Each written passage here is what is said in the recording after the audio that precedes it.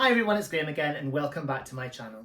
Today we are back with episode 4? 3? 4. 4. 4.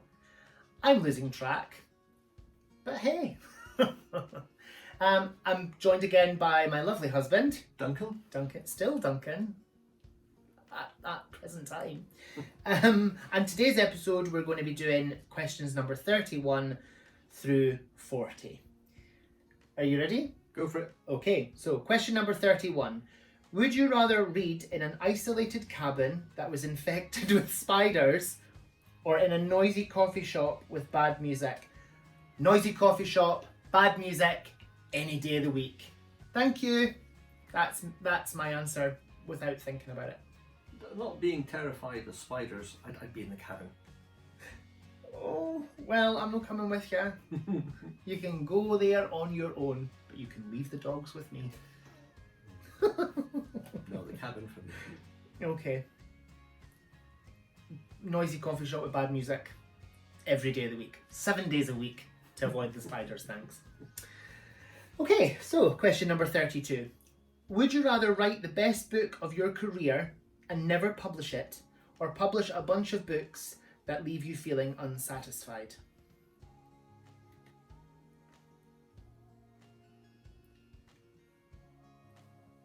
Ooh. So, you'd create wonderful things, but be poor and miserable, or you'd be wealthy and produce rubbish. But you'd feel unsatisfied. And remember, money doesn't buy happiness. But then you're writing the best book of your career and never publishing it. So that's a really difficult question. I don't know that I have an answer for that. Curtain might have been the best book in Agatha Christie's career, and it wasn't. Well, it was published during her life, but it wasn't meant to be. I think it was. Well, apparently she wrote Curtain. Agatha Christie wrote Curtain because she wanted to kill Poirot off because she began to really dislike the character. And it was written during the Blitz when she was in Anderson shelters and all that kind of thing. And the publishers were just having none of it. There's also some people that say that it was written during the war, during the Blitz, in case Agatha Christie were to die during the war. I think I prefer the idea that she wrote it because she wanted to kill the character off. But apparently, well, not apparently, it's the truth, Hercule Poirot is the only character to ever have a front page obituary in a newspaper after Curtain was published. So, I don't know. Just because you've written it and you can't publish it doesn't mean that you can't write more. And you've always got that knowledge that you've written the best book of your career.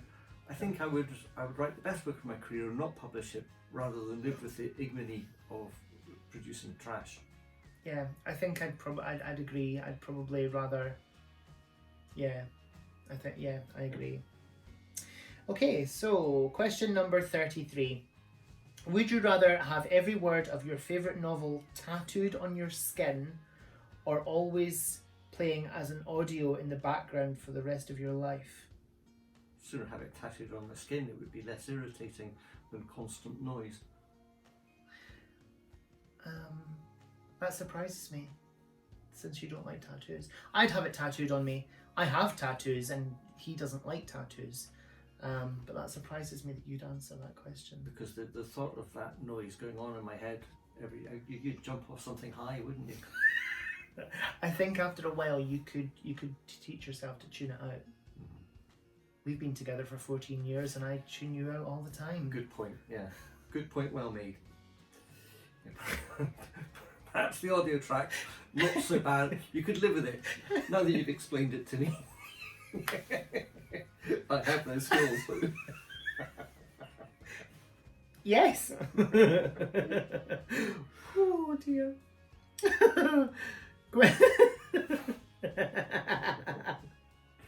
Question number 34.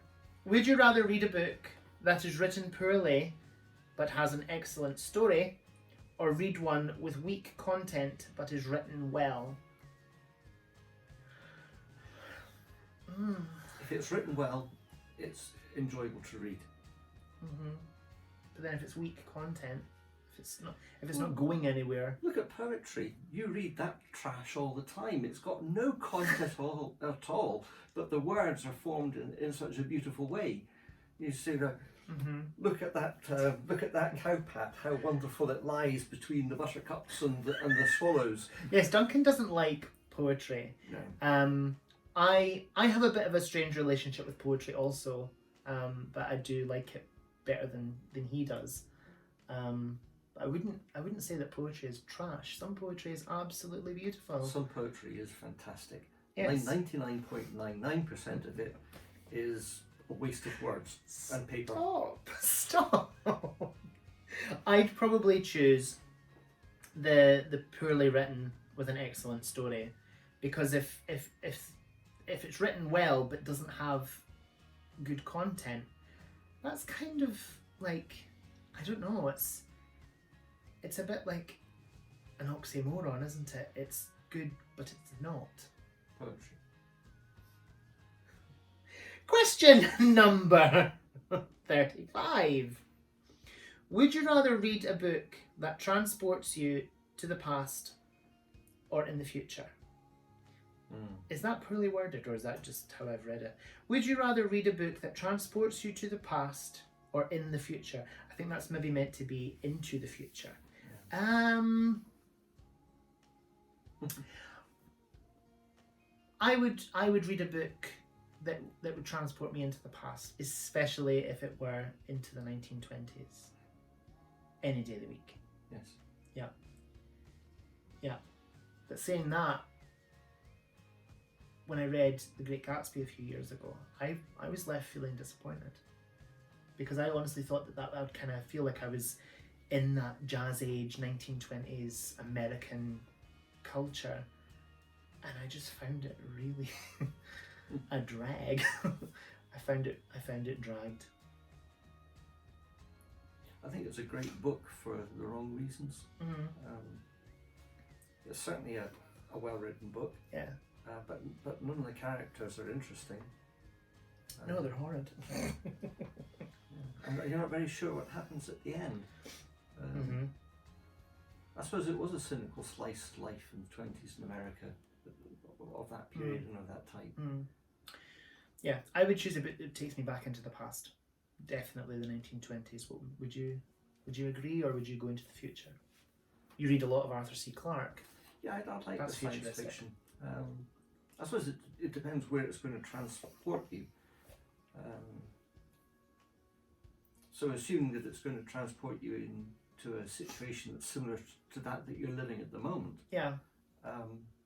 I think the 20s. Yeah, I'd come with you for the 20s, because there's so much new and exciting and fun. I think it seems such a fun time, doesn't it? Yes, absolutely. Next question. Yeah?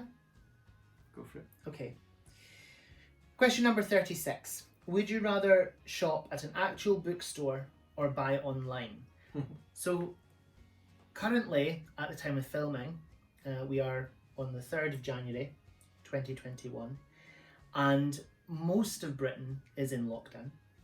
I don't know what it will be like when you're watching this, because this will be a few months after we've recorded it. But at the moment, we have no choice but to shop online for everything, really. You just bought 2 books from Topping. Yes, and they're posting them out because we had tickets to see a Bookish event for Ali Smith's Summer, which was cancelled. It's the final book in her seasonal quartet, and I was absolutely gutted that it was cancelled. But apparently the cost of our tickets, we could turn that into money to shop in the bookshop.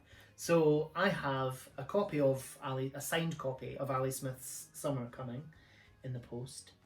It will be here. It will have been here for a huge amount of time before you see this video. And also Max Porter's new novel. And I can't remember what it's called. The Life of Francis Bacon, I want to say. I hope it's that. If it is that, then I'll not put anything on the screen. If it's not that, the name of the book will be somewhere, either on the screen or in the comment section down below. But I would always choose the bookstore, and an independent bookstore at that. Always support local business if you can. Yeah? I'd agree. Yeah, cool. So, question number 37. Would you rather read 5 pages per day or 5 books a week?